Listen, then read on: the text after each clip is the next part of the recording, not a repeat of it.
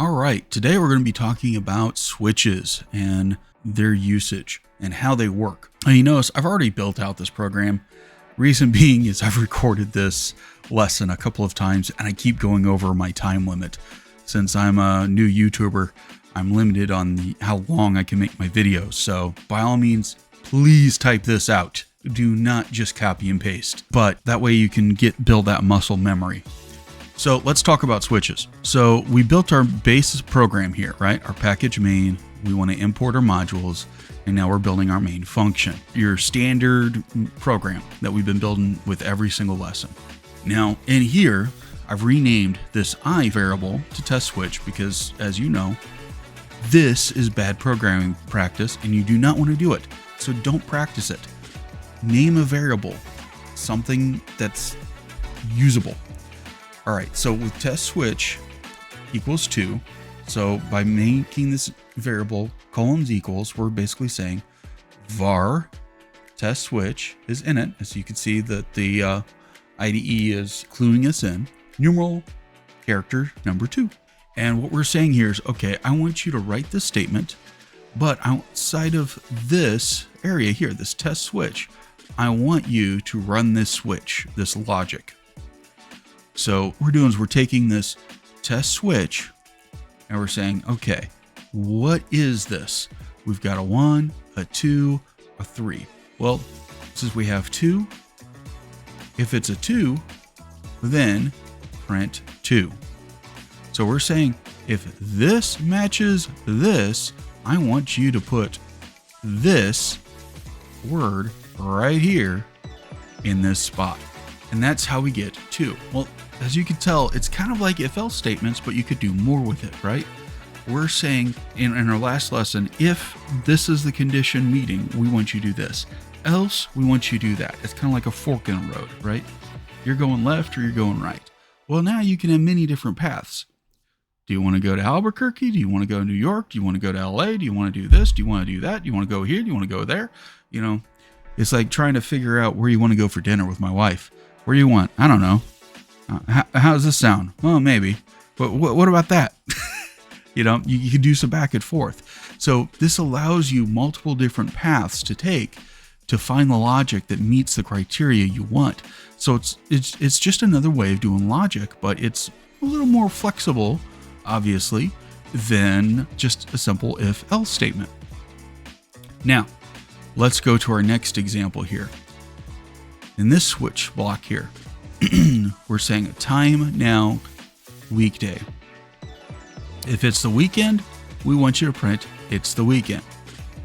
Otherwise, we want you to print it's a weekday. This is similar to an if-else statement. If it's this, do this. Otherwise, I want you to do that. Now, the cool part about this default is this is your out, okay?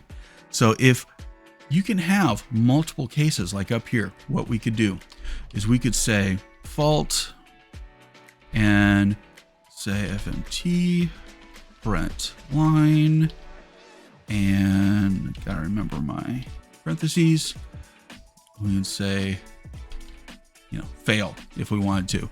And what it would do is if we change this to a 5, now it doesn't match any of these. So it's going to default to the fail. And it'll say write 5 as fail is what it's going to actually give us as output. We'll see that here in a little bit.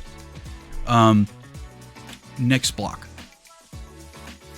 This is almost like an if-else type statement. If it's less than 12, then I want you to say the time now is before noon. Otherwise, we want to say it's afternoon. Well, it's morning time, not right now. It's 9:10 a.m. So it's going to say it's before noon. Now, down here, our next area. Now we're having a couple cases and a default, kind of like what we were playing with up here. But what we're doing is we're building an entire function here. This whole function block is part of this variable, which is, to me, so cool in Go, because now if you have a function that you need to do over and over and over again, you can build that into a variable. Now, other programming languages do this, but I don't know. The geek in me kind of geeks out when I see stuff like this because I think it's so cool. Because now, instead of typing this function out multiple times, you just call this variable. Use this, saves a ton of keystrokes. But I like in this example for a change, it's using what am I as your actual variable. So that makes it a little more understandable instead of using I or X or B as a variable name. So, okay, let's break this function down. We're saying this function I interface. Well, we're making this function, we're going to say switch, and we're making another variable inside this function. I called it James. In the example, they used T.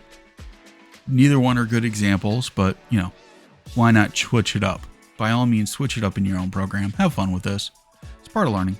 Equals I period type. So what we're doing is we're checking the type. So if it's a bool, I want to say I'm a bool. If it's an integer, I'm an integer. Otherwise, just want to say, I don't know what in the world you are, when in fact you actually do know, as you see. So let's make sure this is saved. All right, let's open up our program. Let's run this. Right, 5 is fail. Perfect, because we noticed here in these cases, it's we left it as 5. Now, if we change this back to 2, like in our example, or make it 3 or 1 or whatever you want to do, try the different ones and run it again. Yeah, right, 2 is 2. So you could see that since this is matching this, it's going to put in 2 here. That's all it's doing. It's a weekday, obviously, because it's not Saturday or Sunday. Today is Thursday. It's before noon, obviously, because it's before 9 a.m. So we got our logic good there. And then this last one, what am I? So we've got 3 instances here. And what we're doing is we're calling this function, and inside this function, we're using these triggers. Okay, it's a bool. If we put true or false in here, that's a bool statement. That's why it's going to print I'm a bool. If you put in here something else, you know, as you can see, this is true or false. Like if you put James in here, it's not going to work. It's going to go, I don't know what that is, and throw an error. What am I? Well, is it an integer? Well, we put an integer 1 here. I'm an init. So this is true here. And then our last line, default. I don't know what type, string. So why did we do this %t \n? You notice here we've got print line, but here's printf. So there's different functions within that format module. The print line, the print ln, that is print line. That means do a character return. Otherwise, it would put all of these separate lines of text in one solid line, which would make it really messy. Printf though gives you more flexibility, but you got to put your own line breaks in. This \n means new line. Otherwise, if we didn't put that in, it would put our prompt right here after I don't know type string instead of underneath it. This %n or %t rather, capital T, this is just part of Go where it's checking to see, okay, what is this? It says hey, or if we put in, you know, any other word or even a bunch of words, it's just going to put in I don't know type string, because this %t is going to see what this is and goes, oh, that's a string. That's all this is doing. So again, take the time, type this out, play with it, change some of these things in here, see what breaks, see what doesn't. Get used to these switches because they're very powerful and very helpful to you when you're building your Go programs. Next up, we're going to talk arrays.